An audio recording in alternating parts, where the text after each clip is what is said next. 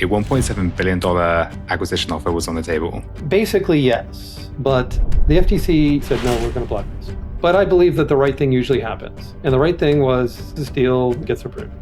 The challenge was our government has a mindset which is incredibly risky and damaging. There was no legitimate attempt to establish the fact that the three criteria required by the FTC and the European Commission to block a deal were met. It was never about iRobot. It was never about enforcing competitive processes. It was about something else, which was... Colin Angle is the incredible robotics innovator who started an entire industry. And now he's revealing what he learned from a failed $1.7 billion deal. and how you can avoid making the same mistakes. The current Federal Trade Commission believes that all M&A is bad, and it's incredibly misguided. And so the cautionary tale isn't as much for the entrepreneur, but it's for the country. The FTC really should be caretakers of the innovation economy, which is kind of the opposite of what happened with iRobot. The message that the FTC sent, blocking the transaction between iRobot and Amazon, was big tech's not allowed to buy companies. And the result was an incredible blow and negative message to the innovation economy. On their doors are printed out headlines for the newspaper, so-and-so deal blocked. These are the trophies of the FTC. These are the things that the leadership of the FTC celebrate as victories. What do you do at iRobot that you hope other founders don't make the same mistakes? I think that... Colin, it's great to see you. Happy to be on with you. Thank you for having me.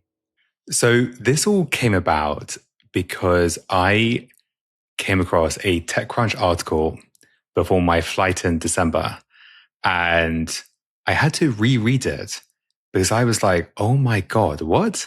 The iRobot has gone into bankruptcy. And I really appreciate you coming on the show today because there is so much to unpack.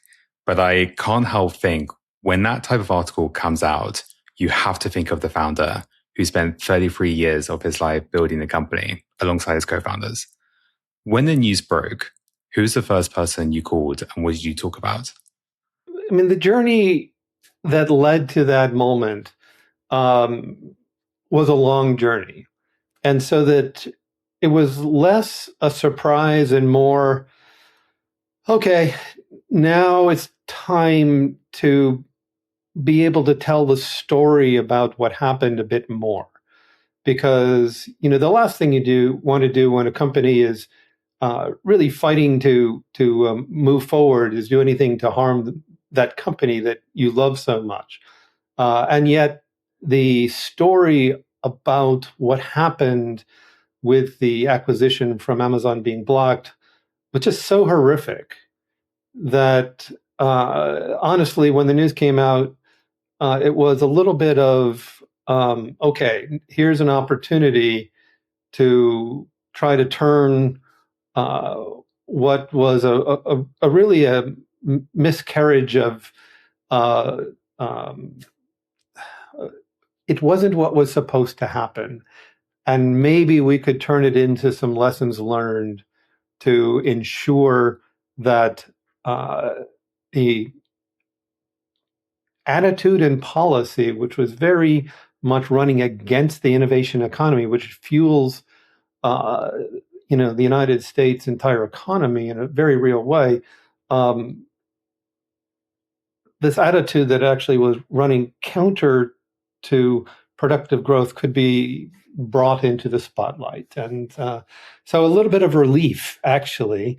My mourning period was a year and a half ago, personally. And so that wasn't the emotion. When the deal was blocked, that was tough because that was a turning point for the company. It put it in a challenging place. The brave folks that were taking it forward were taking it forward, and at that point, I was like, okay, it's time for Colin to do something else. It's super hard. I can't imagine the morning, but the pain that fans go through when they have this type of roller coaster of a ride, right? Did you find out about the bankruptcy the same as times we did? Did you know it was coming? Basically yes. At the point when the bankruptcy was announced, um, uh, I was fully disconnected from iRobot. When I stepped down from the board, the challenges that faced the leadership, um, it was in all of our best interest to say, okay, you go this way, I'll go this way, and we'll move on. And so that allowed me to move on with my world and not having, the co-founder and CEO of 33 years second guessing everything that was happening inside, which would be miserable for everybody. So I became an outsider and learned like everybody else. It's not the end. Obviously, there's iRobot continues to fight to move forward, but in a very different set of circumstances, which frankly were hardly surprising to me. Well, you're now back with your new company, which we'll talk about later. But let's talk about the story time. You're almost like these, mad professors, right? Out of MIT, who didn't just want to create robots. You wanted to create robots and send them to the moon. I mean, that's what a mad professor would do. Take us back to those early days. What were you guys up to? The early days of collaboration with this Professor Rodney Brooks were magical for me because and so enlightening. I mean, I joined this lab and Rod called it the AI lab, but AI didn't stand for artificial intelligence; it stood for artificial insects, and that that sort of pun really underlied a very profound philosophy that Rod had. And it was, at the time, everyone was thinking about artificial intelligence is defined by can you play chess? Where Rod looked at it and said, yeah, I'm not sure that's right. In fact, let's maybe instead of going this top down strategy, let's look at bottom up and let's try to understand how insects work because insects are fantastically successful in doing all these hard things, obstacle avoidance, navigation. It's amazing what they can do, and yet they don't have supercomputers. They have very limited brains, and maybe this is something that we could understand. And in keeping with that philosophy, when I joined, I was an undergraduate at the time, and there was a robot, Seymour, that was a omnidirectional base with all this compute and sensing on it, or at least a certain amount. But he said, "Okay, Colin, your job is to make this robot go through doors." And I thought about that and said, that's a really hard problem. Putting an arm on a mobile robot that hadn't really been done before, much less dexterous manipulation and opening doorknobs. And he said, well, maybe you need to think about this a different way. And so I did the obvious thing. I built a candy machine and put it on the side of the robot because thinking about the environment, it was the AI lab at MIT. There were students always around. They were always hungry. Even in the middle of the night. And so that if I wanted to go through a door, why not just drive up to the door and offer, a small bar of candy for a graduate student to open the door and let me through. Let's think about the problem from the perspective of solving the problem, not from, all should be humanoid. I mean, it's a very narrow line of thinking to say, okay, I want to open the door. Well, thus I must have an arm with a hand on it to grab and open it like a person would. And so that this sort of understand the problem and then use robotics instead of as a thing, use it as a tool to solve the problems that you're given, led to a host of very interesting ideas. And the you asked about space exploration. At the time, NASA was building massive rovers. I think the lunar rover project, or maybe it was a Mars rover project at the time, was a 2,000 kilogram robot the size of a Humvee. And why did it need to be that size? Well, it needed to go over half-meter rocks, and so the wheels needed to be more than twice the size in diameter, so it could go over these rocks. And it there didn't even exist a launch vehicle to get this bus to its destination, and so that was like, well, this isn't a good idea. We need to be thinking about rovers at a completely different scale. And Rod and some of his collaborators wrote this paper called "Fast, Cheap, and Out of Control: A Robot Invasion of the Solar System," which hypothesized using micro rovers, really teeny tiny rovers, to explore other planets in very clever ways. I mean, the most bizarre would be a swarm of little sort of cockroach-like robots that would disperse across the planet, and if they ever found anything cool, they would lie on their backs, and their backs would be little mirrors, and so that you could go shoot a laser and scan the moon or scan Mars with a laser, and wherever there were bright spots, there were things of interest. And depending how these little cockroach robots would, and so it was a very innovative paper thinking about all sorts of different ways of doing it. And sort of coincident with that line of thinking, I had built a legged robot with just two legs, and he said, "Okay, let's make this something real." And there's a lot of work on sort of these top-down intelligence driving massive legged robots, and let's go build an actual insect, and that led to a teeny robot called Genghis. Cool thing about legged robots, they can climb over things bigger than their height, and so that if you want to climb over rough terrain, legs can work really well.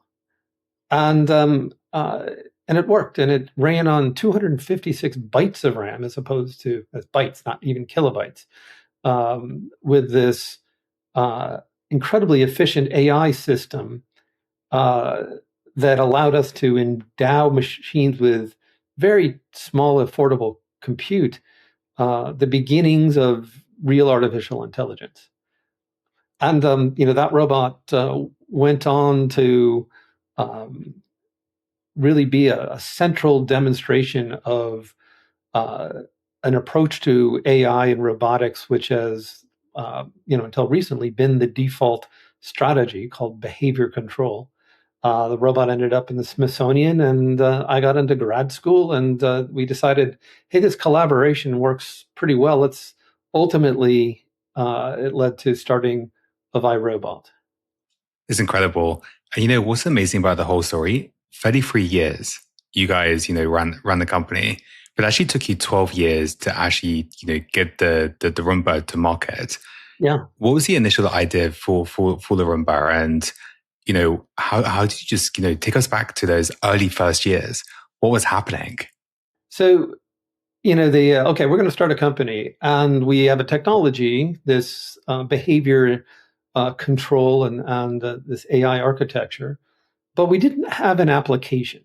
We actually built a second generation Genghis robot, which we with this idea of supporting space exploration, and it was actually quite successful. It didn't ultimately fly, but we did tests out at Edwards Air Force Base. We showed the world that you could do exploration, and you could land a micro rover. That project got taken over by NASA and led in a pretty straightforward trajectory to the adding of the Sojourner rover to the Measure Pathfinder mission, and my name's up on Mars, and that's all cool, but that didn't really drive the economic fortunes of iRobot. We did a lot of other things during that time as well. We worked with Johnson Wax and on industrial cleaning robots. They were looking at ways of cleaning supermarkets and malls with with robots. We worked with the U.S. government on mine hunting robots to, obviously hunting for mines is a terribly dangerous and challenging thing for a human to do. And so that we said, okay, this is a good application for robots. And we even worked with Hasbro to build robot toys. So we built a baby doll that was interactive and could tell how it was played with. And the bizarre thing, so then we were doing a lot of different explorations into the applications of robotic technology. The Roomba, when it launched, combined all of these different experiences. The cleaning mechanism came out of the experience with Johnson Wax making industrial cleaning devices. The navigation system for Roomba was actually a mine hunting algorithm that we had developed, right? So that the early Roombas, when it went out into your room and tried to go and find all the dirt, it was actually running a mine hunting algorithm to ensure good coverage. The fact that we were able to make a robot at all at a price point that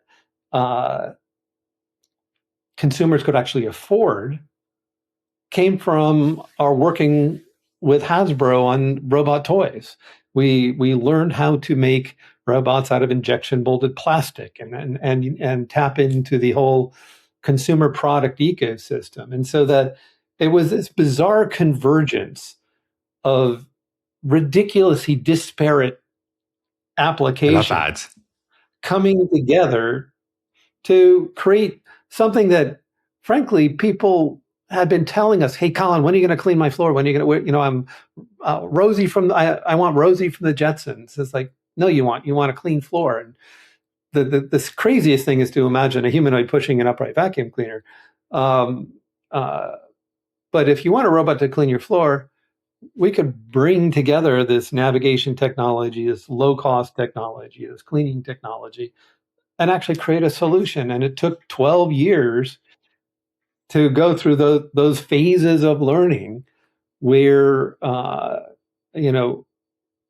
each one of these partnerships led to iRobot sort of holding at the end of the collaboration insights into how to navigate, how to build robots at a lower cost, how to go and actually do things like effectively clean. And suddenly Roomba became possible.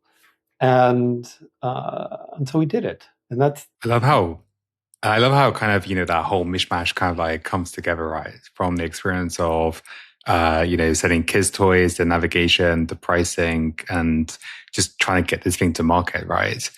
And the growth, when you guys initially launched, the growth kind of went a bit bananas, right? I mean, you sold something like 300,000 of these products in the first few months. Well, it was definitely unexpected. So we launched this robot in September of 2002.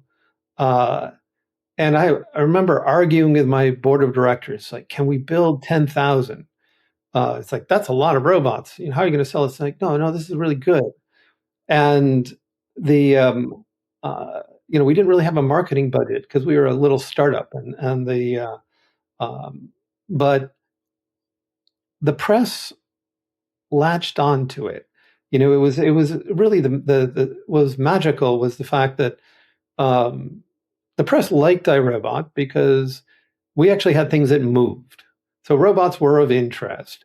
But with all these sort of top-down, giant, multi-million-dollar things, you go there and you say, "Okay, look at my robot." And it's like, does it move? No, but it will eventually. Where you came to iRobot, and we were like the insect guys. We always had little things moving around everywhere. It was really interesting. So but I never had anything to sell until Roomba. So when Roomba came out, it's like, okay, finally, after all this time, I have something to sell. So come on and let me show you. And it's like, well, what is it? It's like a robot vacuum. And it was, well, that can't possibly work. It's like, no, it does. And so I would meet with these guys, and it's like, okay, show me this robot. And they thought, okay, this is an interesting story because people can appreciate the application of robots. And they'd look at it and say, and their first question was, okay, it's small. Is it, I don't know. Colin, does this really work? And for years, I would walk around with a little baggie of Cheerios in my back pocket because people would always say, well, does that really work? And I just like a classic vacuum cleaner salesman, right, from yesteryear, I pulled out my little baggie of Cheerios and sprinkled Cheerios on the ground and then stomped on them and started grinding them into their carpet in their beautiful conference room, at which case I had their attention, right, because I just ground Cheerios into their floor. And it's like, yeah, it really works. And I put it on the Cheerios and it'd go around and do its thing and it would clean them up. And they would go from being completely skeptical to, oh my God, this actually is working. Now I know something that the rest of the world can't possibly believe is true, that robot vacuum could actually be here. And at launch of Roomba, we had well over 100 top tier media articles written about the product. USA Today, Time Magazine, the Wall Street Journal. It was just like insanely wonderful, the press coverage. And we sold 70,000 Roombas in the first 3 months. And then we went through the next year where things almost completely died until another bizarre, if you'll indulge me to tell you another sort Is this the Pepsi story? The Pepsi story, yeah. Yeah, let's tell it. It's pretty fascinating. So, so we had this huge start fueled by PR. And then once the holiday season was over, sales, we said, okay, well, what do we build for the next year? Well, we sold 70,000 in the fourth quarter of 2002. Let's multiply that by 4, add a little bit. We're going to sell 300,000 robots next year. It's going to be great. And we were sitting there at the end after Black Friday, after Cyber Monday of 2003, with 250,000 robots still in the warehouse and terrified that it was all going to come to an abrupt end. We had even made a commercial which didn't work at all. And what happened to save us was Pepsi put out a commercial where they had a celebrity, Dave Chappelle, the comedian, walk into a house. It's a beautiful house and there's a lovely table and there's chips and Pepsi on the table. And he picks up a chip and a Roomba comes out. And he looks down and he says, oh, a vacuum. So he called it a vacuum, which was like awesome. And he threw the chip down and the vacuum, the Roomba came in and sucked up sucked up the chip and then had put a big eye on the robot and spotted him and spotted the fact he had a Pepsi and started chasing around the house. And there's a cut scene and he's knocked onto his back and his pants are ripped off. He stands up. A beautiful woman appears and he says, your vacuum cleaner ate my pants. There was nothing I could do. And we sold 250,000 robots in the 6 weeks following that TV commercial.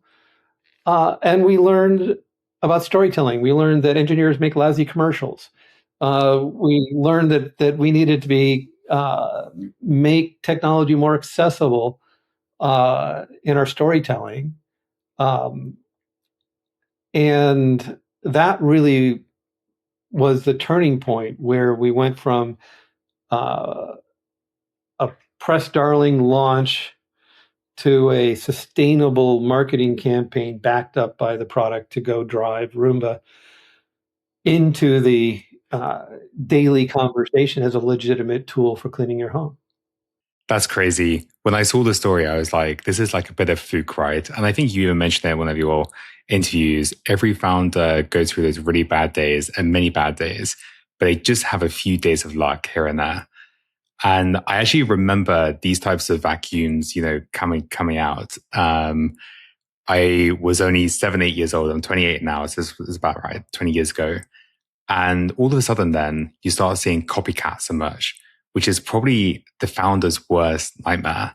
So you had two of these Chinese copycats, right, who came along. When did you start to hear about them? And did it begin as a big cage fight or just a small one? One of the luckiest things that iRobot did was choose a really hard problem.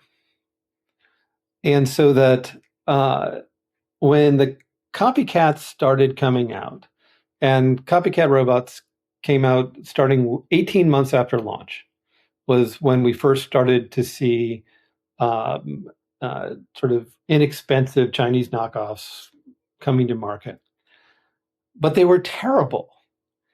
And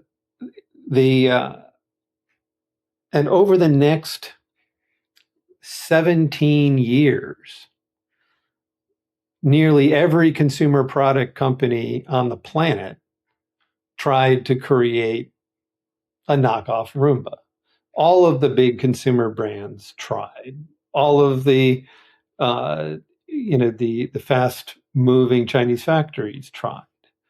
And I remember a story when one very famous vacuum cleaning manufacturer launched a competitive product, and they bragged how they had spent $45 million in 12 years developing their autonomous robotic vacuum cleaner.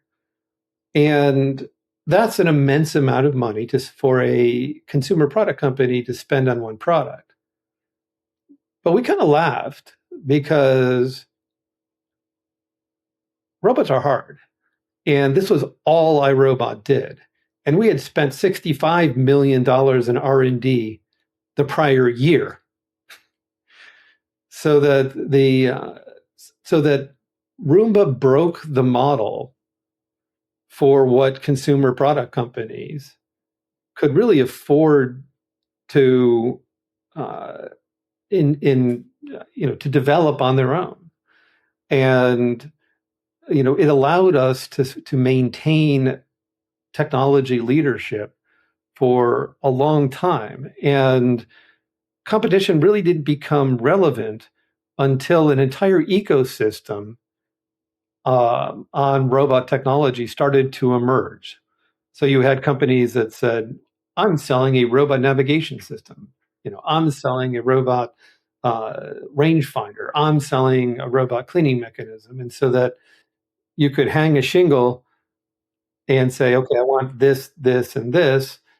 And suddenly you started to have a robot that could actually work with a radically shorter development time and much less investment than what a roll it your own from scratch strategy could succeed at. And so that took 17 years to develop because it was hard. But once the ecosystem had been created, you started to see more legitimate product coming out of China. And that's when competition became more intense and innovative features. And there's lots of things we did right and lots of things we did wrong along our journey that led to a little more vulnerability in the company when there was some various macroeconomic downturns and sort of global events and COVID that made it more difficult for iRobot to sustain that investment, that differential investment in innovation when compared to what some of the other companies were putting in, and the gap started to narrow. And that's when it started becoming apparent that maybe being part of a larger entity with a strategic focus on the smart home might make sense. So this is when Amazon comes knocking. Yes, but so that we wouldn't get there when you want to. But the this idea that we did successfully lead the market for more than a decade and a half. It boils down to solving a hard problem and continuing to invest in innovation that allowed us to maintain that leadership for that period of time, which again is a rare thing and absolutely critical for a startup company that is trying to go and break out from being sort of interesting to small to relevant. And as a result of being able to maintain that leadership, we now have a robot vacuuming industry, and that didn't exist back when iRobot started, and that's pretty cool to say. Okay, we did this, and now we have a new industry. There's something quite cool about it, though. You create a product, and then all of these copycats come along. So in a good way, it's a good sign, right? Because it obviously proves there is something. But on the flip side, it means you've got to fend off the competition, right?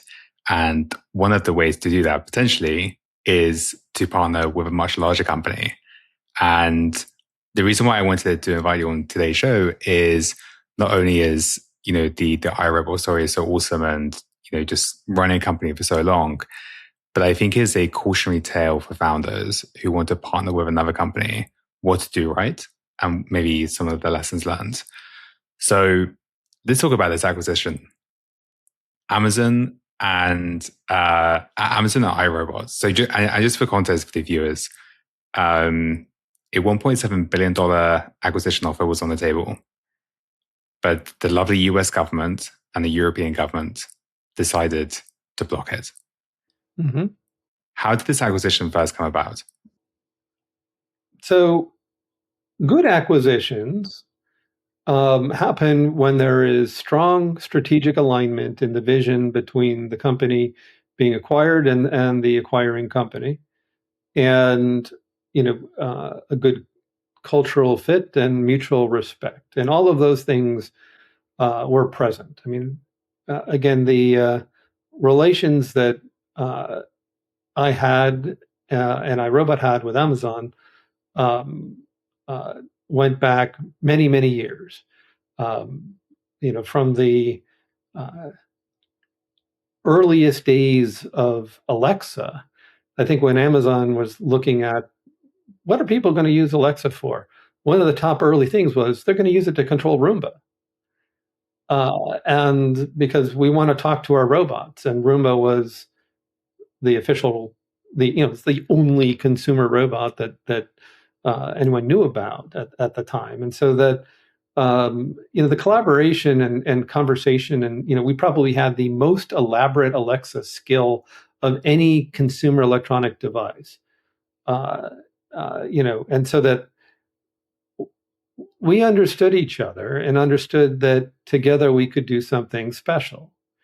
And so you talk about acquisition and working with big companies from a cautionary tale.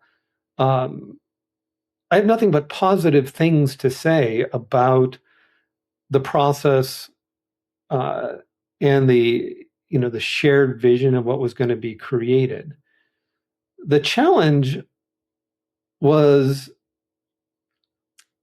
that the current Federal Trade Commission believes that M&A, all M&A, is bad, which is just a ridiculous position. And, it seems like if they had their druthers, they would stop every M&A deal. And this is publicly stated, and this is a philosophy of some of the leadership, and it's incredibly misguided. Yes, there are issues with monopolistic behavior. I'm not saying that they're not. The FTC needs to play an important role choosing between good and bad. But the FTC really should be caretakers of the innovation economy and doing their best to bring choice and advancement to the consumer, which is kind of the opposite of the outcome of what happened with iRobot.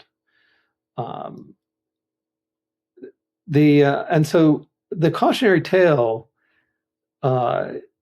isn't as much for the entrepreneur, but it's for the country.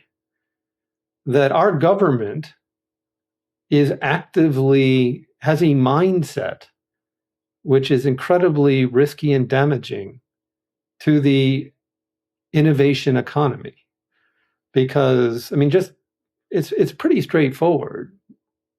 IPO is not the primary exit for the entrepreneur. That is the exception, not the rule. Nearly all of the exits that happen when you decide, like I did, to hang a shingle outside your door and start building whatever your dream is in your living room, which I did. My living room was where we started. And attract the investment to follow your dreams. The anticipated outcome for the investor is this company is going to get interesting and someone will buy them. The message that the FTC sent, blocking the transaction between iRobot and Amazon, was big tech's not allowed to buy companies, right? There was no legitimate attempt to establish the fact that the three criteria required by the FTC and the European Commission to block a deal were met. There's three. The acquiring company needs to be able to create a monopolistic condition. They need to show that doing so they would have an economic motivation for doing so, and that if they did, it would work.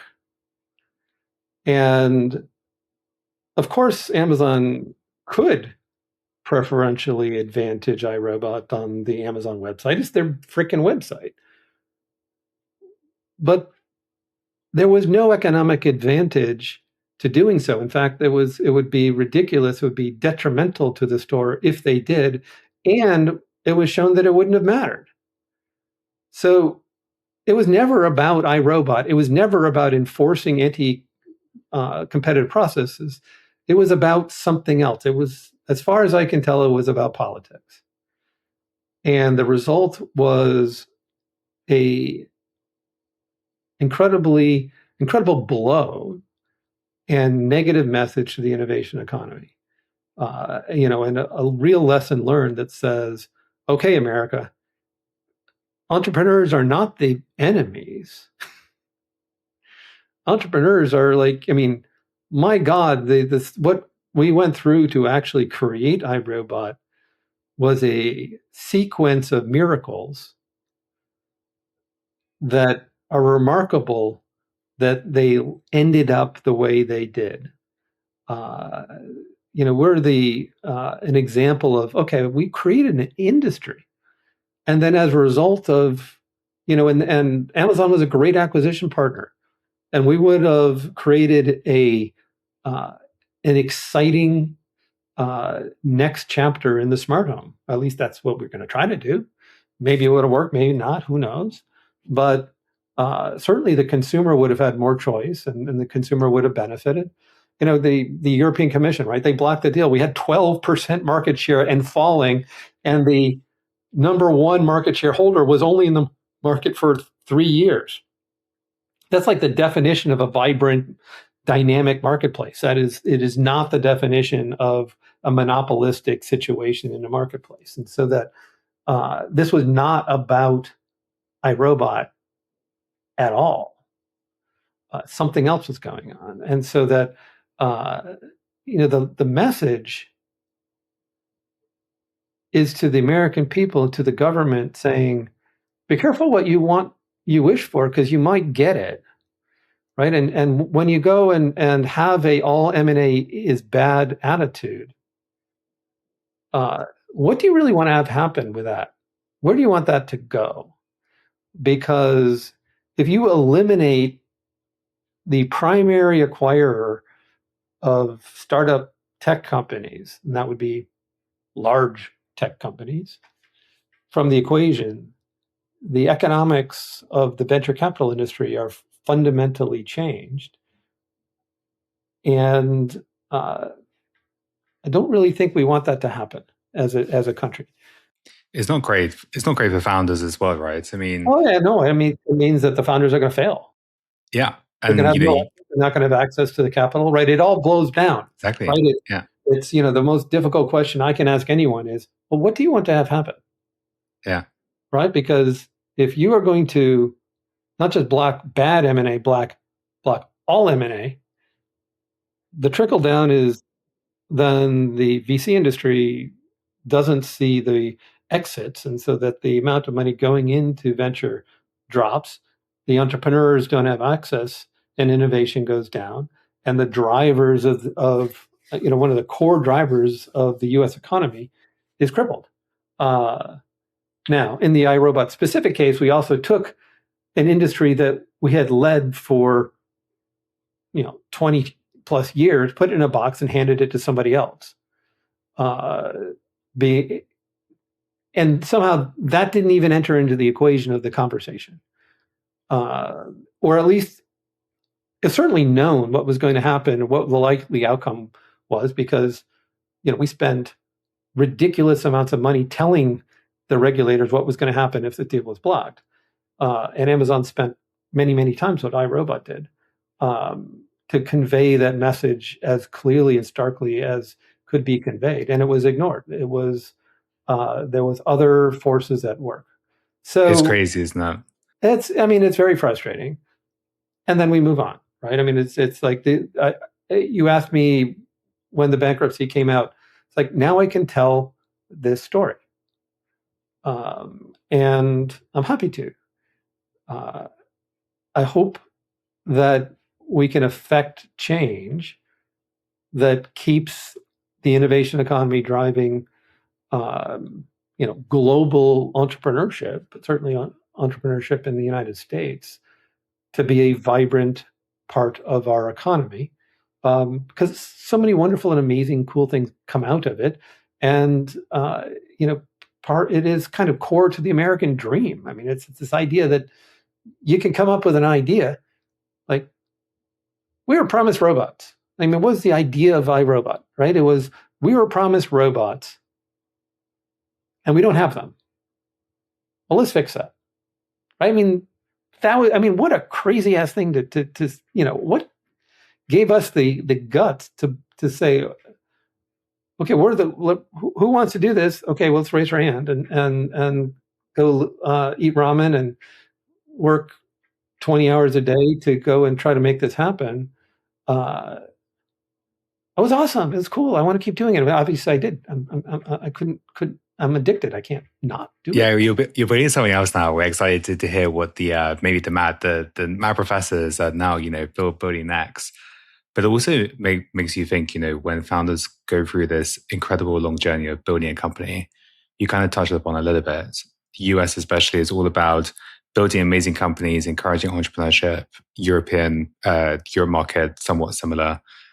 But again, if you get to the end destination and you're ready to sell and the government blocks it, it's not a great outcome for the global entrepreneurship population, right? And certainly not for the entrepreneur either. It's not great, right? And hopefully that this changes. But during this process, you're also, running the company. I think you sent about 100,000 documents to the FTC, right, during this time frame. You've got the ongoing, potential partnership with Amazon. Did you know, when that kind of journey, did you know maybe this is just not going to work? No. To me, there was absolutely no reason in the world why this deal shouldn't work. I accepted the fact that this deal was going to be highly scrutinized because, Amazon was involved, and the lawyers told us this is going to be highly scrutinized. But I believe that the right thing usually happens. And the right thing was, everyone scrutinized this deal. No, it is not a monopolistic situation. It takes longer than it should to approve, and gets approved. And so I was floored when it came down and they said, no, we're going to block this. And it's like, why? For the love of all that is right and just, why? This makes no sense. And it was very strange. I mean, the league, I think there was this weird thing where the legal team for the European Commission actually leaked the fact that this deal was approved to Reuters right before the other announcement came out in a seeming attempt to try to circumnavigate the outcome or try to control the narrative. I mean, it was really weird and really bad.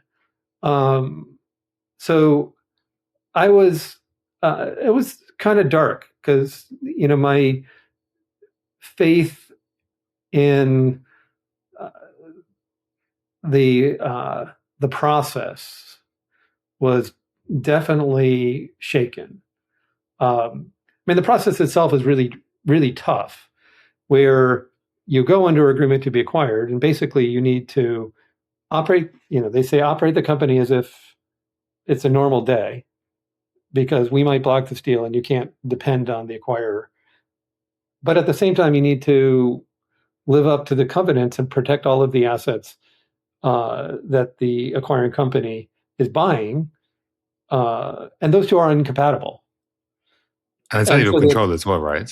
Right. Well, it's you need to run the company independently while not being able to take actions to change the company to respond to changes in market conditions or what have you. And that's okay. If the process was 2-3 months, okay, fine. But if the process is a year and a half, it's a long time. My God, you've just, things, and the market was changing on a daily basis with us. And so that it definitely left iRobot, when the deal was blocked, having to catch up 18 months of change that, because the market had, had fundamentally moved, and so that was, that was something that the leadership of iRobot, after I stepped down, were definitely challenged to react to. So big layoffs, big changes around how product was developed, big changes to try to fit into the new reality. So again, there's, if you asked anyone who was looking after the U.S. economy and U.S. competitiveness, what should have happened here? You would get a very different answer than what actually happened. And it wasn't a surprise. That's the other thing. There was, all the data was there. All the data was presented in 100,000 documents. That's actually underrepresents the amount of documents that were created. And so this was somebody was making explicit choices that they wanted the outcome that they got. And so that's where do you think the FTC, somewhere in their office, they have like a wall or on their door somewhere of all the companies they've blocked? I don't wonder. I've seen it. Right. I was deposed, and sort of in between they give you a break to go to the bathroom or whatever, and they walk you through, and you look at the doors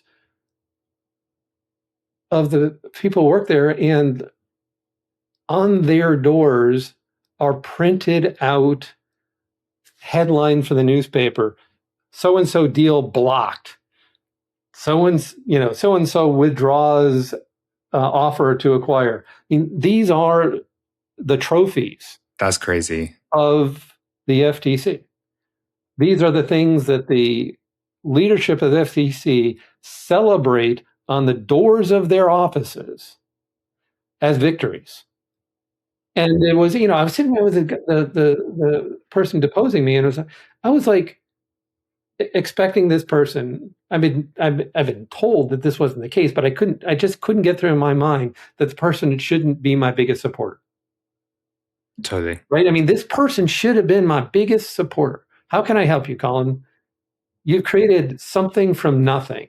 You defied all the odds. Here's this opportunity to go scale the business, help America continue and grow its leadership in the consumer robot industry. And yet she was just trying to figure out how to block the deal.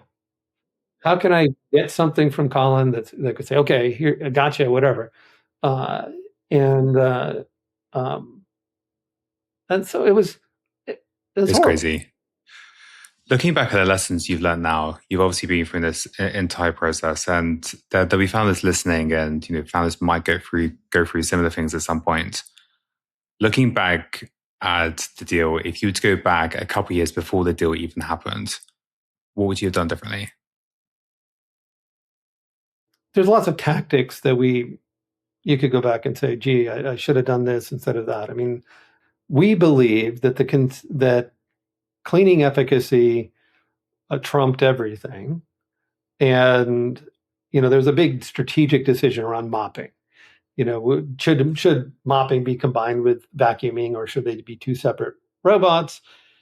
From a cleaning efficacy perspective, it's really clear it's two separate robots, because there's a reason why you don't push a mop in front of your vacuum. It doesn't work as well. And so that we had tried multiple times to have mopping and vacuuming be separate processes. Whereas many of our competitors, because mopping is the dominant culture in China, you couldn't really sell a vacuuming robot unless it had a mopping attachment. And so they were early bringing these two ideas together. And so it didn't work as well, but the consumer valued it. We missed that. So it's okay, fine. I think we should have gone to higher price points faster than we did, because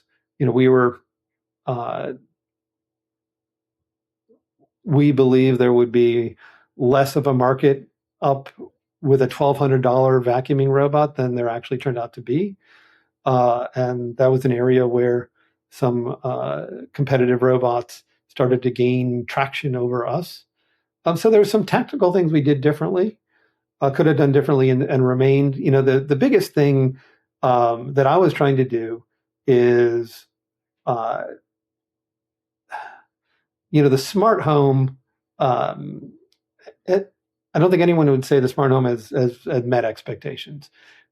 We've slammed up against this barrier of complexity, where we really can't deal with the fact that we have 22 different apps on our phone controlling smart devices. We need a different strategy. And so that we got to where we are today by having a bring your own device, everything works with everything, except everything has its own app. And I was working on a strategic move with iRobot to try to bring the convenience of Roomba to the smart home. And the part of the challenge was, at the same time, there was macro challenges and competitive challenges. And so that putting adequate investment into that vision was a problem. And our first attempt, where we did an air purifier, did not meet expectations. So, it's a entrepreneurship and building companies is a full contact sport. Not everything you do is going to win. I think you said it well. It's an existence full of challenges with occasional successes to pick up for all the challenges. And so that you got to hope those successes come. But, so had any of that gone differently, then maybe the desire to join forces with Amazon would have been wouldn't have happened, right? I mean, because joining forces with Amazon is a great idea. given the fact that I didn't have the resources, but I did have the vision and I did have the technology, and they had the vision and technology and resources to do this. Okay, let's go do this. I mean, that's how value gets created. So that was a great step, which clearly would have made a lot of money for shareholders, would have provided and created innovation that would have helped the consumer, and the investors of iRobot would succeed. And for me, I get a big new toolbox to go change the world, and I was ready for that too. If we had been more successful as an independent company, we would have stayed independent longer. And if we hadn't started down this road with Amazon, then it wouldn't have put us in limbo for 18 months, frozen us in a situation where we couldn't react to market changes. And, and maybe we get the second and third leg of the stool of iRobot moving. Because that was, the other big problem with iRobot.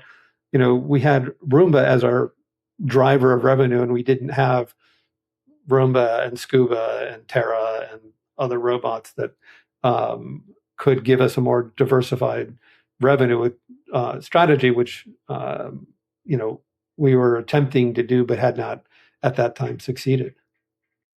Well, I super appreciate you coming on the show. I think, what you've been through, you're so incredibly humble about it. And I think our audience will agree who are listening. But what we do love, we love a comeback story. And I know you're up to something new, familiar machines and magic. What are we going to be expecting next?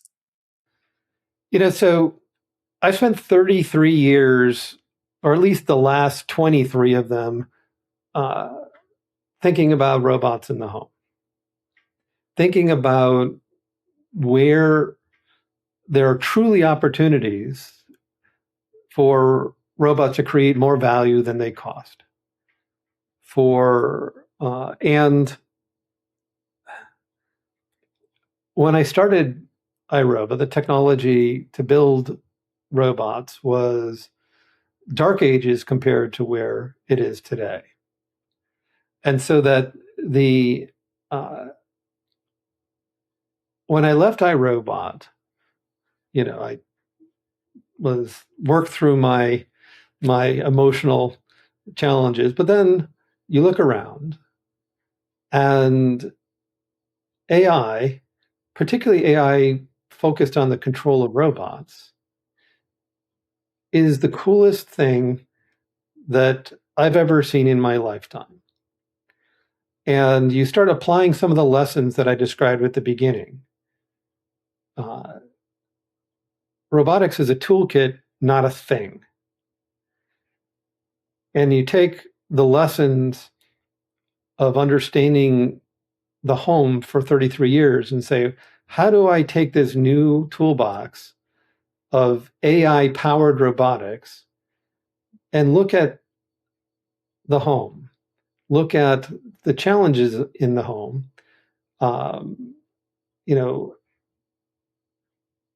and go build solutions. So this idea that as you look at problems around elder care, around health and wellness, around the things that people struggle with day to day, other than cleaning the floors, I'm not building another floor cleaning company. It's exciting.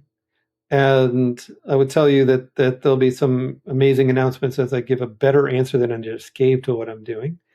But Familiar Machines and Magic, as you can tell by the name, is a different kind of robot company, which is focusing on the consumer, but also focusing on robots interacting with the consumer. Amazing. We can't wait to hear more. Is this going to be 2026? Certainly, it'll be clear what we're doing in 2026. Okay. I like the spontaneous question. When I think about closing this type of episode, I've watched all of your interviews and we always try and ask one question which has never been asked before. But you've been around for so long and you've achieved so much. I think you probably ask and answered every question. But I think a lot of founders will be listening and hoping to avoid some of the challenges and huge obstacles you face. So my closing question would be, I'm trying to become a better founder. What do you do at iRobot that you wish you avoided, that you hope other founders don't make the same mistakes?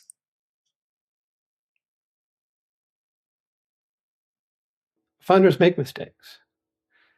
I mean, that's kind of their superpower, right? The naivete that they don't accept all the reasons why they can't do things. And it doesn't always work out.